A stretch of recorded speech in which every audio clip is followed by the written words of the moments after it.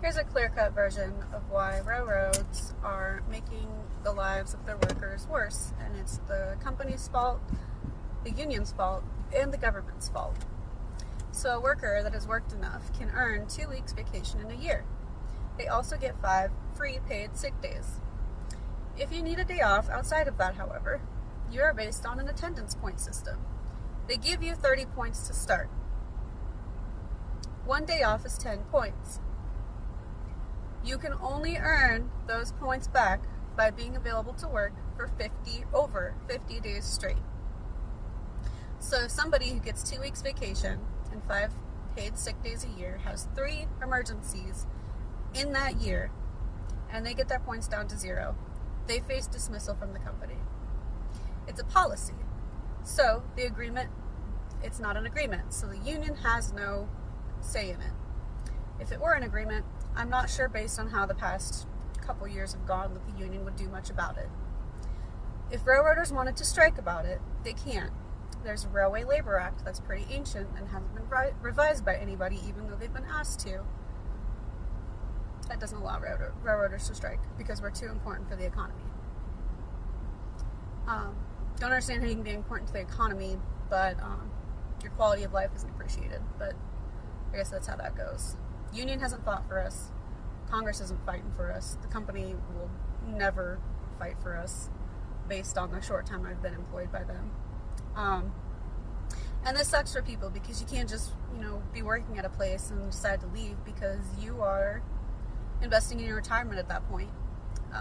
We don't get Social Security. We get what's called railroad retirement. So we're basically paying double each month so that at the end of 30 years, we can retire with something better than Social Security. It's like a pension. Yeah, so the people who have worked here for quite a few years basically are trapped. People who have worked for, I think it's under 5 years, they'll lose out on any money that's gone towards that railroad retirement. They won't see it when they go to actually retire. They'll just get Social Security. That's where it's at. That's where we're at. Now, I'm sure you're wondering why 2 weeks vacation and 5 paid sick days a year isn't good enough for us. And it's not that it's that. That's not the issue. If you understood the quality of life that railroad workers go through, you'd understand. I don't know how long ago it was, but it was at least 15, 20 years ago maybe. When people first hired on at the railroad, they had what was called 5 and 2, where they could lay off 5 weekdays and 2 weekends within a 3-month period. And that's great. That's fantastic. That probably allowed for people who wanted to make more money to keep working and keep doing that, and then allowed people that needed more time off to take the time off and do that. However, that's not the case now. You have to work over 50, you have to be available for over 50 days on call, 24/7, over 50 days to earn back 10 points for taking 1 day off. So you take 1 day off, you have to be available for the next 50 to earn back those points.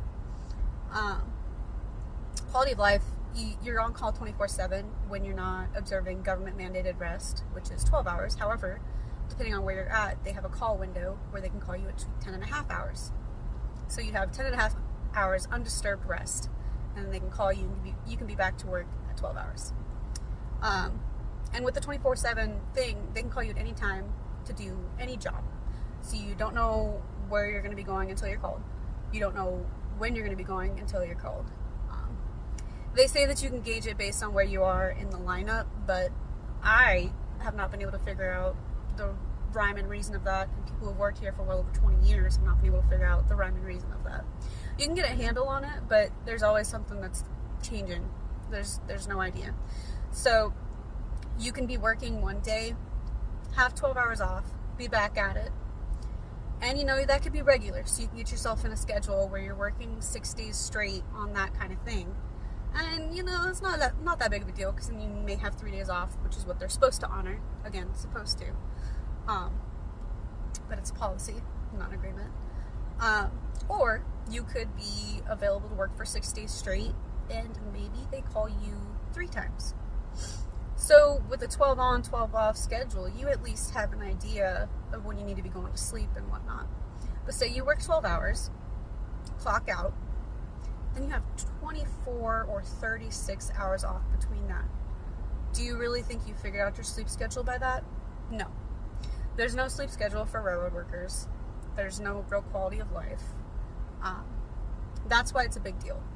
Compared to where it was at 15, 20 years ago, and then now, I feel so badly for the people who are basically trapped here because they still have to earn their retirement. You know, you're so close to retirement, you might as well stay.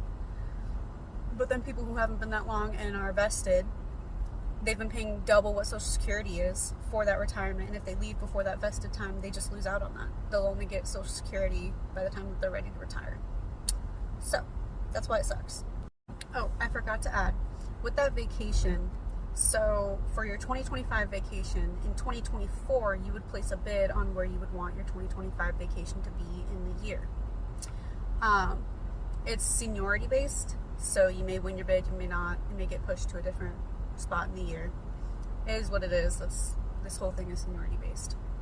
However, so 2024, for 2025 year, if however you wanted to take one of those vacation days out of the blue, you have the ability to do that. However, the company sets allotments per day of how many people can put in that day for vacation, and sometimes the allotments can be filled or sometimes they're not, and the company has been lately denying people those days. They've been denying people those vacation days that they want to take. And so recently at the end of 2024, the company announced that vacations may be cut because the workforce had a bunch of unused days by the end of 2024, and they paid out a lot of days. That's going to happen when you're not giving people their vacation days. So,